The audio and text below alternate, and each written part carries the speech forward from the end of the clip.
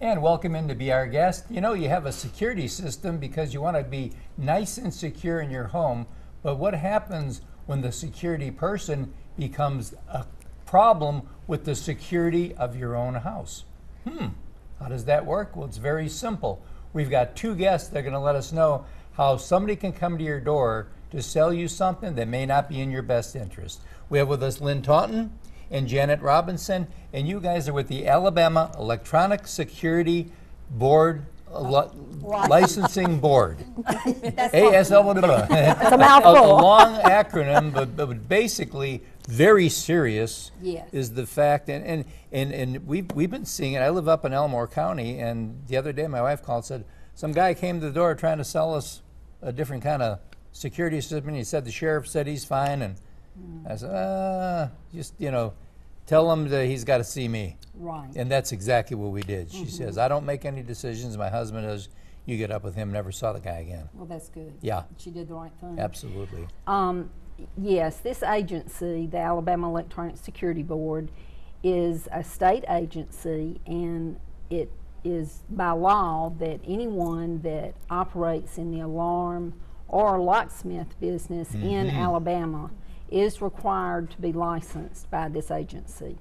And a way to know that, if they are licensed, is they will be issued an ID badge. Okay. And this is from the security board, has the state seal, their picture, name, and position, and company they're with. An expiration date also. An expiration date, Yes. and that would be, the year. All right, so the process to get licensed with us is, it's a good bit of information we require, as well as information to run an ABI and an FBI background check on these individuals. Great, wonderful. And so if they come to your door and they have the ID to prove that they are licensed with us, you at least know that you're in safe hands. Now, that's not to say that always they may not go and Try to sell you more than you use need. or use some unethical sales practices, unfortunately. Right. But more likely than not, the ones that are not licensed are going to be the ones that you really need to be aware of and know. I have a question. Sure. When I go to my door, I always look through my peephole. I'm not going to open my door to anybody that I don't know. Right. I'm sorry, I just don't do that. Especially if you're on your own. Yeah. And so where do they display that card? In other words, I'm not going to open that door to see that you've got a card. Are there rules for that? It's supposed to be on their person. Now, a lot of companies will have it hanging around their neck, or it may be their company issued ID.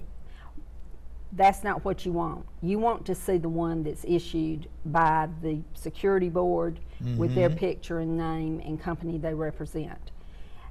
If they can show you this, then you know they're legitimate and they've done everything that is required by our agency to get a license. They've had education, they've passed the background check, and they have submitted everything that we require.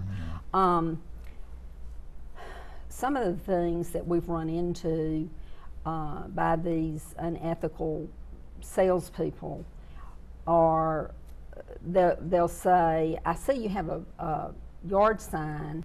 Well, they're no longer in business. And we're here to help you, get a new system, and it's free, and today's the only day it's good for, so let me come in and talk to you about it, and we'll just sit down and have a little chat.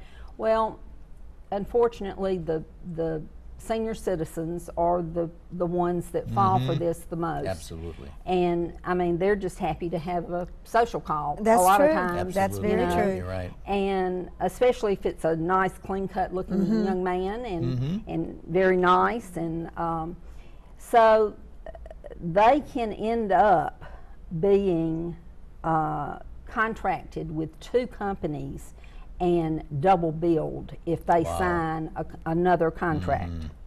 So that's always an issue. Janet can probably relay some other scam type things that we've experienced. What would that be, Janet? Dealing with the yard signs especially, one thing that we found, not only that, but them coming in and saying, I'm with your company and I'm here to do an upgrade.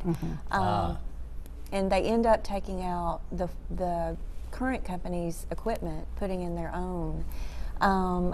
Scare tactics that we've seen have been, there have been burglaries in your area, you need to do this today. Someone can cut your phone lines if you don't go to a wireless system, these type of things. And especially with making sure they're licensed, I would point more to not only the ABI background, FBI background, but also their training, because you don't want someone to come in that is not licensed and really doesn't have the proper training, taking out your good system and putting in something shoddy, because we've seen that before. We've had to send inspectors out when a complaint comes in to look at their system and assess it. So would you say that one of the best preventative measures for all of us would be to require them to show that to you right off the bat, and that would eliminate a lot of problems? Absolutely. That would be the best thing to do. Okay.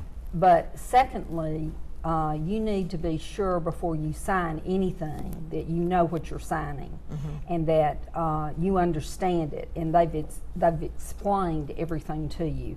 And you need to know, if you're currently under contract, that if you sign up with them, you're going to be double billed. So don't sign anything when they tell you you got to do it today. I don't care what it is. That's right. Good. Well, thank you, ladies, for being here, and just remember this. If they want you to sign something right away, buy time. There's no reason in the world that you've got to do anything. The deal will be there tomorrow if it's a true deal. If it's not, they've just taken you. Contact the licensing board, or more importantly, make sure they've got the identification before you do anything. We'll be right back right after this.